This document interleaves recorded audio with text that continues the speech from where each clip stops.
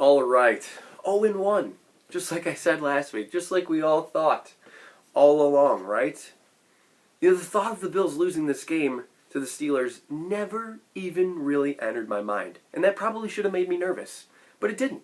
I was confident in the Bills. I still am confident in the Bills. Did not lose any confidence. Am not panicking, but I am disappointed. You know, a Steeler fan hit me up in the comments after they won the game of my video last week and was like, oh, you guys must be disappointed. Of course I'm disappointed. The Bills spent the larger part of 2 decades being disappointing. But I can't remember feeling as disappointed as I did on Sunday leaving that stadium. And that's probably because I never thought they would lose the game, even going back to like when the schedule was released back in like early May. I was like, week 1, Steelers home opener, if that stadium is full, and I hope that it will be, and it was, first time full stadium in 2 years, home opener after an AFC championship run, the stadium will be rocking, and it was. Unfortunately, I may have slightly underestimated just how good the Steelers are on defense. They are awesome, but we knew that going in, and we knew that last year, okay? The Bills beat the Steelers last year at home on Sunday Night Football when the Steelers were 11-1. They beat them the year before that. Mind you, Duck Hodges was the quarterback. 17-10 on the road.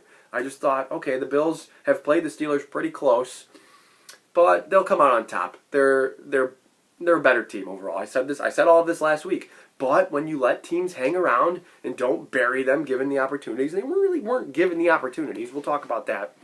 But things like a blocked punt happen, and they return it for a touchdown, and that is the difference.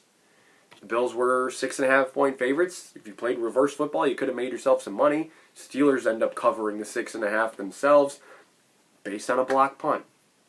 You know, I kept thinking that the Bills were just going to figure it out. That, you know, okay, rust, whatever, you know, preseason, or whatever you wanted to chalk it up to. Like, they'll figure it out. They'll get it going. And then they get the touchdown to Gabriel Davis going into halftime. And I'm like, okay, it's 10-0. The Steelers have barely moved the ball. They have like not even a handful of first downs.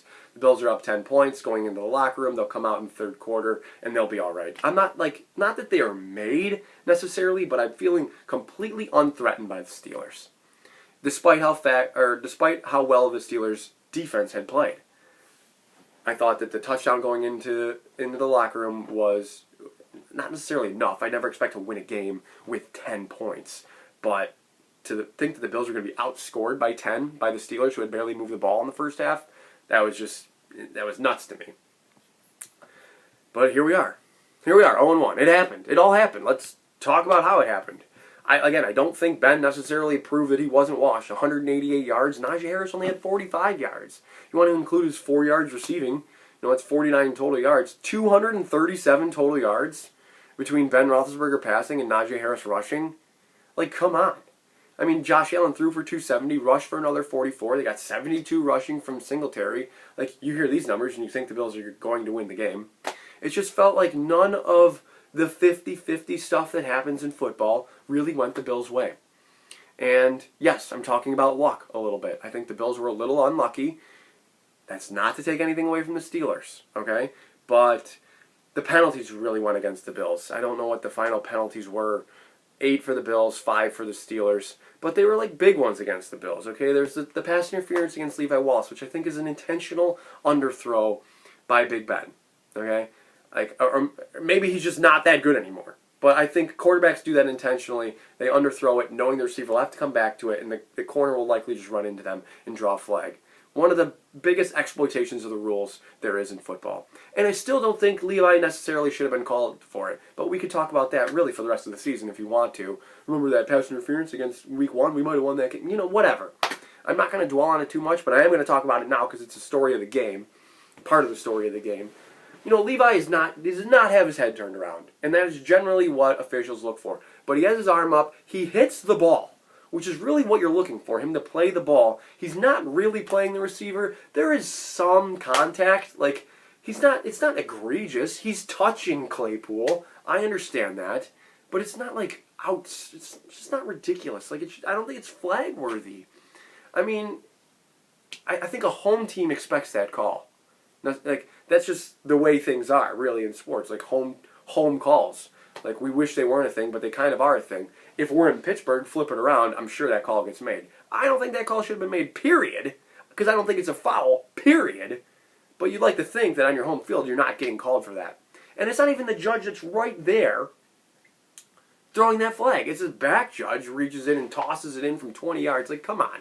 Maybe, like, talk about that with your partner or something like that. Like, I didn't love it, obviously. Trey White got called for a hold on a pass he ends up intercepting. And that looked worse than it actually was. I don't think it was a penalty, but it looked like one, and that's unfortunately what happens. These are things that are out of your control. This is luck. It's out of your control. The official throws the flag. You can't do anything about that. He calls it. It is what it is. That's luck or unlucky if you're the Bills case there. But, you know, the receiver goes underneath, and I feel like Trey just kind of like, it looks like he grabs him as he's going underneath, but he kind of doesn't. It's almost like he just kind of like, almost not pushes him, but like, it's like, oh, you're going this way? Like, let me get my arms around you type of thing. Like, whatever. I don't need to talk about it too much. But Tremaine Edmonds almost intercepts a tip pass. I think that was like inside the Steelers' own 20-yard line. Might have been even deeper than that. You know, a tip pass. Edmonds dives for it right through the breadbasket. You know, if he catches that, how different is the game? The penalties, the blocked punt, the Deontay Johnson touchdown, the bobble catch of the year possible candidate. Don't want to take anything away from that.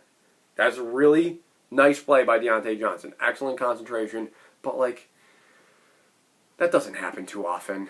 That the tip goes straight up, you're able to turn around and it lands in you and you get your feet in. Like, incredible play by Johnson. But like, that doesn't happen too often. Like, come on. Whatever. It is what it is. It just wasn't the Bills' day. You know, I'm not going to blame the play calling. A lot of fans want to blame the play calling and point at Dable for that 4th and 1 play to Breida. You know, it's a home run play. They're trying to score on that play. Would I have done that? Probably not. Just sneak it with Josh or spread it or something like that. I hate cluster formations. Just pile everybody up. And I get that, okay, we'll just throw it out there where there's nobody out there. But the corner, I think it might have been Sutton, he on the motion inside, he stays there. He like kind of passes him off inside. They're trying to bring Sutton in more, and he kind of stays outside. And I thought, I was looking back at it. Obviously, hindsight is 20/20. Hopefully, Josh would maybe just be like, oh, maybe I should just keep this or something. Doesn't. He runs the play. It doesn't work. It's the kind of play that if it does work, you're like, Dable the genius, cooking. He's cooking in the lab or whatever the heck. It didn't work. I don't know the plays. I'm not going to blame the play calling because I don't know what plays are called. Okay? The Bills run a lot of RPO. Look like they probably could have run the ball a little bit more because the Steelers were just getting so much pressure with their front four. TJ Watt, as advertised, obviously, outstanding player, worth the contract. The steal, really, is Melvin Ingram. The fact that Melvin Ingram is still very good, and they got him on like a 1-year deal for like $4 million or something like that. I mean, he was disruptive all day. The fact that they're getting that kind of pressure from both those guys, as well as Cam Hayward, who is still very good in his own right, the Bills' offensive line was just spinning in circles all day long. They did not have the answer. They couldn't find a way to block 4 guys with 5 players. That's a credit to how good Ingram, Hayward, and Watt really are. They were able to just keep 7 in coverage. The Steelers historically run zone defense, and, not that Beasley and Sanders and Diggs aren't great at finding holes in zone, but when there's 7 of them and only 4 of you, 4 or 5 of you, and they're in these short little windows, it's tough. It's tough to pick that apart, especially when the pressure is in your face. And if you're Josh Allen, I don't think the pressure was necessarily his fault. I think that the Bills just struggled to block, and I don't think that the Bills will really face a harder front four all year. I know Washington's pretty good coming up in a couple weeks. Looks like they're going to draw a backup quarterback in Taylor Heineke. I'm not going to talk about Washington too much right now, but that's like TJ Watt is one of the best players in football. One of the best players, period, in football. Definitely one of the best defensive players. Along with Melvin Ingram and Hayward, who is just they're very good veterans. They got the best of the Bills. They really did. I think. I listened to Sean McDermott after the game, and he said, I think I know the issue, or it might have been on Monday. He's like, I think I know what the issue was, and we'll correct it. I believe you, okay? I believe you. let's get right against Miami. And I know that, Miami was the only team that won in the division last week. They beat New England. So it's, Miami 1-0, Bills, Jets, Patriots 0-1. So this is, like I said, a real get-right opportunity for the Bills. But, there's this little thing in the back of your head now. There has to be, what if they don't? What if they don't? What if they don't get right? What if Miami beats them?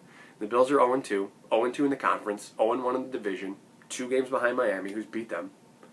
It's not a must-win, okay? There's 16 games to go. There's usually 15 games left. There's 16 games to go right now. It's not a must-win. But it's like boy, I'd really love to have this, or I'm going to be a little bit nervous, or my confidence might be a little bit shaken, So, the good news. Josh Allen against Miami. I wish I could explain things like this. I don't understand why some players just play so much better against certain teams, but Josh Allen against Miami is one of those. He's 5-1 in his career. He's won 5 in a row. The only game he lost was his first career start against Miami, and he was fantastic in that game. He ran for 135 yards.